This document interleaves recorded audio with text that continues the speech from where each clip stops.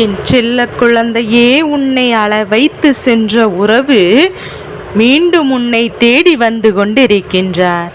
என் தங்கமே, உன்னை மீண்டும் மீண்டும் அள வைத்துவிட்டு அவர்கள் எந்த மாய வலையில் சிக்கி கொண்டார்களோ அந்த மாய வலையில் இருந்து அவர்கள் மீண்டு வந்து விட்டார்கள். இது எப்படி நடந்தது, ஏன் நடந்தது, எதனால் நடந்தது என்று அம்மா உனக்கு சொல்கிறேன். என் குழந்தை, அதை நீ யாருக்கும் தெரியாமல் தனிமையில் கேள். நான் தனிமையில் உன்னை கேட்க சொல்வதற்கு மிகவும் முக்கியமான காரணம் ஒன்று இருக்கின்றது. அது என்னது காரணம் என்று தெரியுமா? ஏனென்றால் என் பிள்ளை, உன்னுடைய வாழ்க்கையில் நடக்கின்ற எல்லா விஷயங்களையும் நீ எப்போது மற்றவர்கள் தெரிந்து கொள்ளக்கூடாது என்கின்ற ஒரே ஒரு நல்ல எண்ணம் மட்டும்தான். ஏனென்றால் அடுத்தவரின் வாழ்க்கையில் நடக்க இருக்கின்ற விஷயங்களை எல்லாம் உற்று பார்த்து இங்கே கைகொட்டி சிரிக்கின்ற கூட்டம் உன் அருகில் இருக்கும்போது நீ மிகவும் அதிக கவனத்தோடு தானே இந்த வாழ்க்கையை வாழ வேண்டி இருக்கிறது.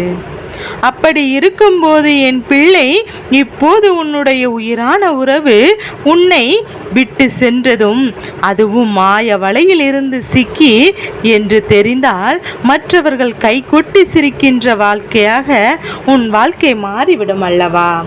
அதை யாரும் தெரிந்து கொள்ளக்கூடாது என்பதற்காகத்தான் அம்மா உன்னை தனிமையில் கேட்க சொல்கிறேன். நீ இப்போது இந்த தாயின் வாக்கினை கேட்கும்போது உன் அருகில் வேறு யாரும் அமர்ந்து கொண்டு கேட்டு கொண்டிருப்பாயானால் நீ கேட்பதை வைத்தே அவர்கள் புரிந்து கொள்வார்கள். உன்னுடைய வாழ்க்கையில் இப்போது நடக்கவிருக்கின்ற விஷயங்கள் இதை பற்றிதான் என்பதை, அதனால் தான் அம்மா நீயாகவே உன் வாழ்க்கையில் நடக்கின்ற விஷயங்களை வேறு யாருக்கும் காண்பித்து கொடுத்து விடக்கூடாது என்பதை மட்டும் அம்மா, அதற்காகத்தான் அம்மா உன்னிடத்தில் மீண்டும் மீண்டும் வலியுறுத்துகின்றேன்.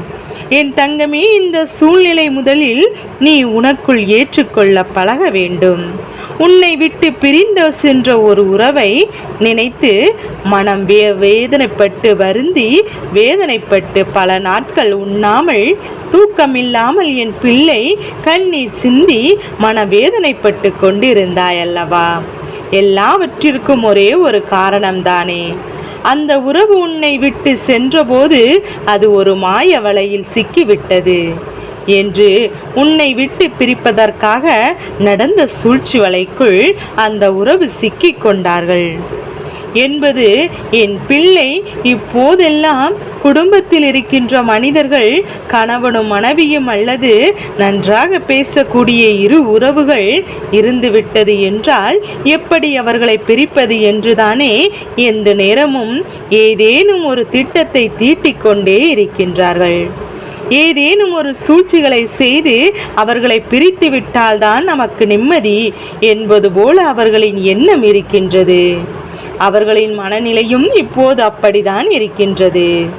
இவர்கள் சிரித்தாலே அவர்களுக்கு வயிறு எரிந்துவிடும்.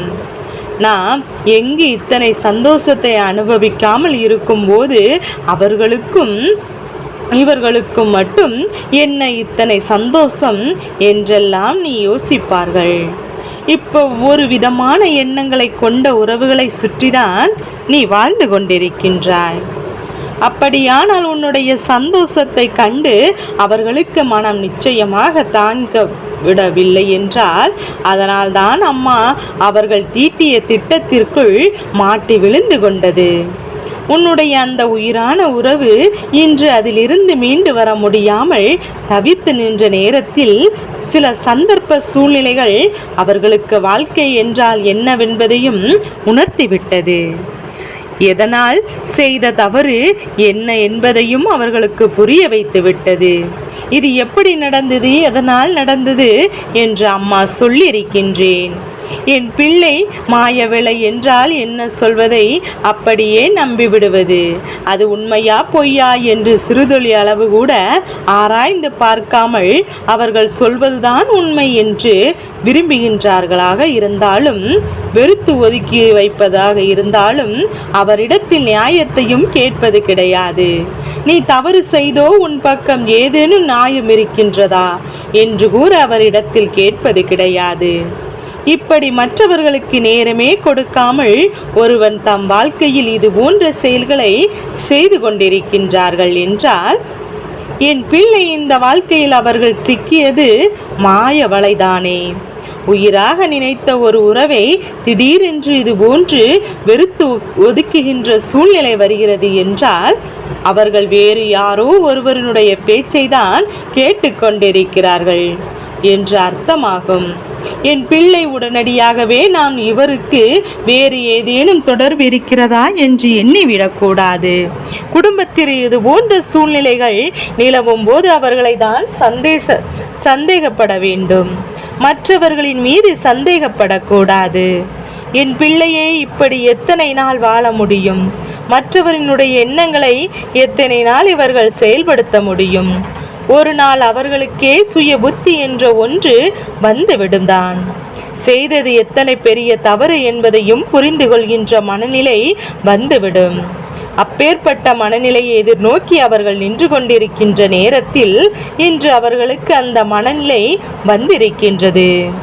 நம் வாழ்க்கையில் செய்தது எத்தனை பெரிய தவறு என்று உணரக்கூடிய நல்ல மனநிலை அவர்களுக்கு வந்துவிட்டது. அதை கொடுத்தது உன் அம்மா நான் அல்லவா? அதனால்தான் உன் தாயானவள் உன்னிடத்தில் வந்து இந்த செய்தியை சொல்லிக் கொண்டிருக்கின்றேன். என் தங்கமே, எல்லோருடைய வாழ்க்கையிலும் நடக்கின்ற சில சூழ்நிலைகள் அவர்களின் சந்தர்ப்பங்களை அடிப்படையாக கொண்டுதான் மற்றவரின் வார்த்தைகளை மீற முடியாமல் நடந்துவிடும். அப்படிதான் இன்று உன்னுடைய துணையும் இந்த விஷயம் நடந்துவிட்டது. உன்னுடைய வாழ்க்கையில் அவர்கள் செய்த நல்ல விஷயங்களை திறமையாக செய்து விட்டார்கள். அந்த மாயக்காரர்கள் அவர்களின் மாய வலையிலிருந்து சிக்கிய உன்னுடைய உயிரான உறவு இன்று அது மாயவலை என்பதை புரிந்து கொண்டு அதை கிழித்தெறிந்து விட்டு வெளியே வரத் தொடங்கிவிட்டார்.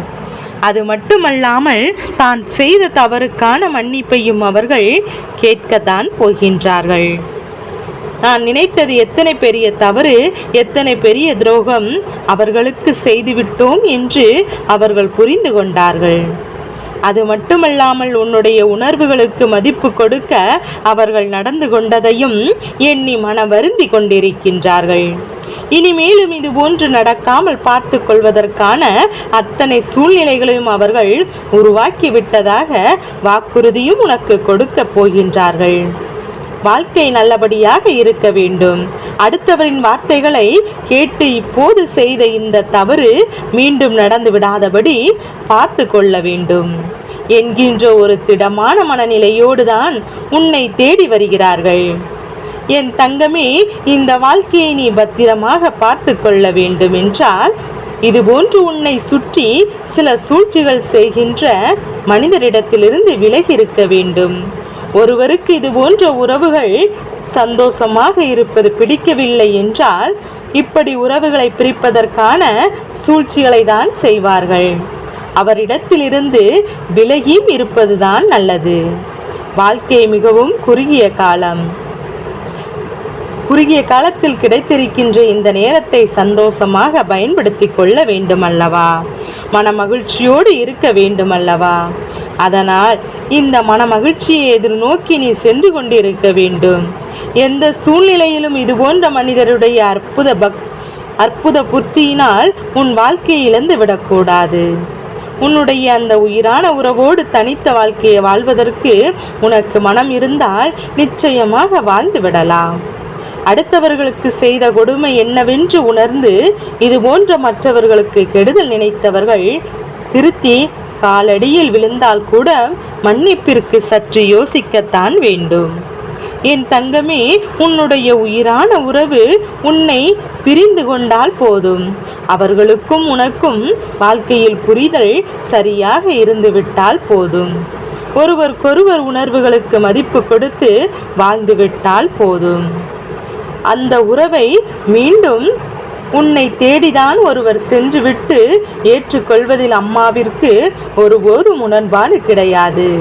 இதுபோன்று குடும்பத்தில் உள்ளவர்களின் தவறான செய்தியினால் என் பிள்ளை நிச்சயமாக அவர்களுக்கான மன்னிப்பை கொடுத்து மீண்டும் புதிய வாழ்க்கையை தொடங்க வேண்டும் என்பதை என் குழந்தை நீ புரிந்து கொள்ள வேண்டும்.